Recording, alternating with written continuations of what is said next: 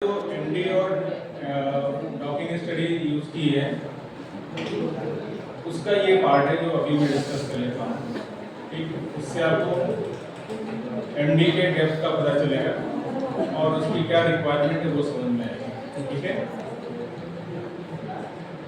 एक मेथड होता है प्रिंसिपल कंपोनेंट एनालिसिस, प्रॉब्ली आप लोगों ने स्टैट्स में पढ़ा होगा। पढ़ा है किसी ने? ये क्वेश्चन ही छोड़ दिया था, पढ़ा है नहीं? अभी इस सेमेस्टर में है, पढ़ेंगे सर अभी इस सेमेस्टर में है। पढ़ेंगे। तो ऐसा प्रिंसिपल कंपोनेंट एनालिसिस की पार्ट है, ये डेटा रिडक्शन का काम होता है, क्या रिकॉर्डिंग जो लिखी है। तो जो पीसीए यूज किया जाता है ये एज अ कोर काफ़ी रिलायबल मेथड है। इन जनरल इस तरह की टेक्निक का use face recognition, finger printing, इस सब में बहुत ही बड़े लेवल पर होता है। इसी मेथड का यूज एमडी के एनालिसिस में भी होता है। यस, ये तो बता रहा हूँ। ठीक है, अभी ये कौन है? ये एक ही कोई पर्सन है लेकिन अलग अलग एक्सप्रेशन का है।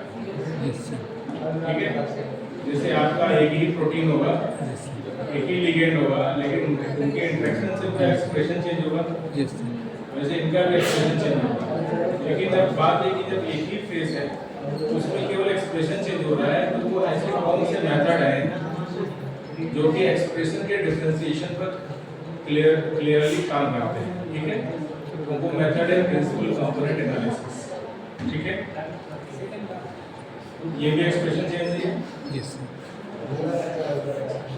और इसी तरह से एक्सप्रेशन चेंज होता हुआ मेथड क्या है इसका देखिए।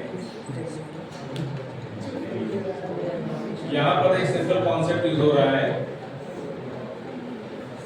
पीसीए का इस्तेमाल कहाँ करते हैं लोग? जैसे कि फेस रिकॉग्निशन में, आप इंस्टीट्यूट में अगर फिंगर प्रिंटिंग के जो अटेंडेंस होती है वहाँ पर्सन के अलग अलग फेस है, आइडेंटिफाई करना है कि कौन सा पर्सन प्रेजेंट हुआ है। तो आप कैमरे के सामने जाते हैं और एक बार ऐसे फेस जैसे सामने आता है, कहता है कि ये पर्टिकुलर पर्सन है और आप आज प्रेजेंट बन जाती है। तो ये कैसे पहचानता है? तो सबके केस में वही आई माउथ है। तो ये डिफरेंशिएशन करने के लिए पीसी का यूज किया। इन द सेम वे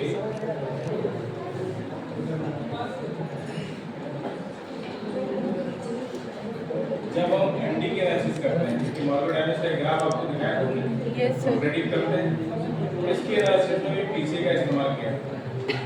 अब क्वेश्चन है कि पीसी का इस्तेमाल किया कब जाता है? जिस वक्त भी आपका इनिशियल डेटा का साइज काफ़ी बड़ा होता है। जैसे एमडी के केस में 5 course of simulations study part में कंसीडर करते हैं। ठीक है, जब डेटा का साइज बहुत बड़ा है, एक्सरसाइज करना है आपको कंक्लूडिंग पॉइंट, तो आप पीसी का यूज करें। इसलिए पीसी जो है data reduction, data size reduction method है। फीचर्स सारे वही यूज होंगे लेकिन साइज रिड्यूस हो जाता है। यहाँ पर भी इस्तेमाल होता है एमडी के केस में, और कितना ब्यूटीफुली ये यूज होता है मैं आपको दिखा रहा हूँ। इस फिगर को देखिए।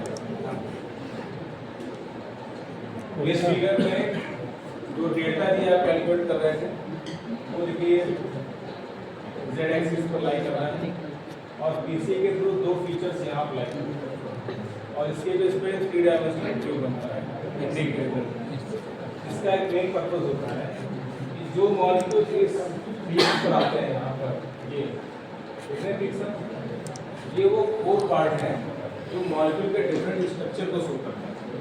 ठीक है, जैसे मान लीजिए किसी ट्रांसमेम्ब्रेन प्रोटीन की आप बात कर रहे हैं, इसमें लिगेंड इंटरेक्ट करता है और जो मेम्ब्रेन के अंदर प्रोटीन है वो पहले एक्सेस ओपन हो रही है, रिसीव कर रही है लिगेंड को और फिर उसको साइटोप्लाज्म में रिलीज करके फिर बंद हो जाता है।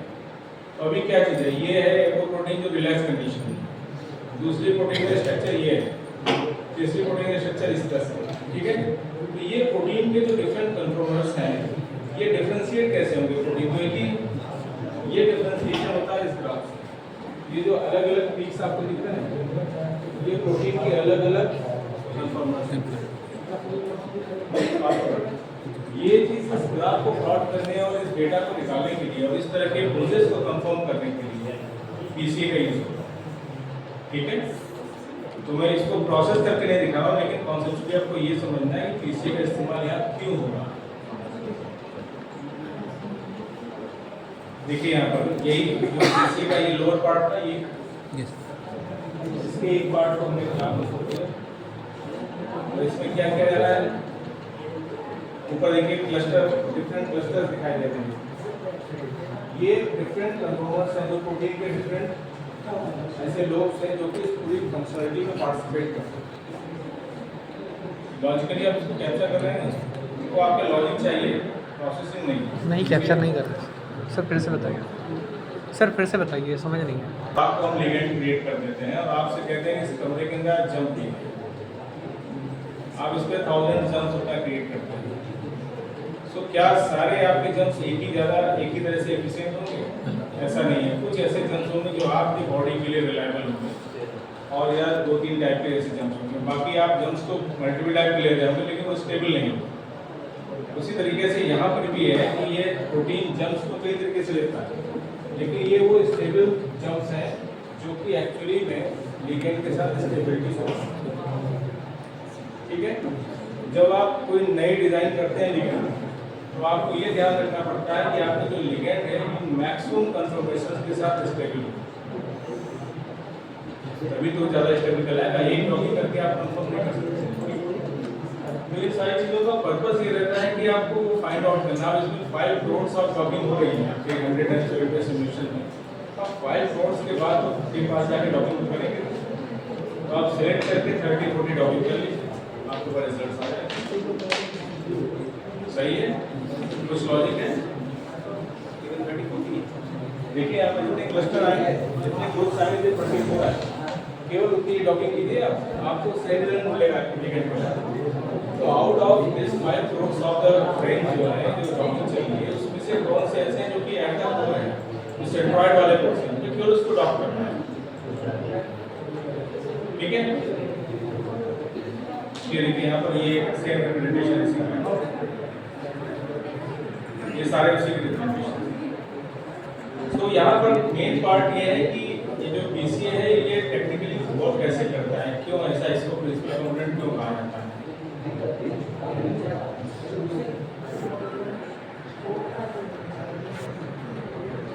सो पीसीए के बैकएंड पर एक सिंपल सा कॉन्सेप्ट है।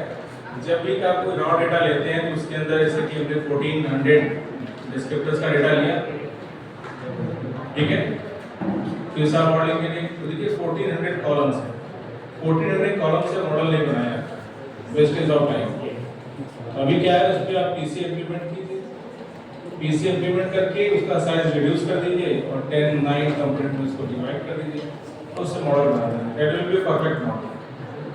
इसमें जो कोर स्ट्रेंथ पीसी की है कि आपके फीचर्स के अंदर जो पैटर्न है वो मिसिंग नहीं होंगे।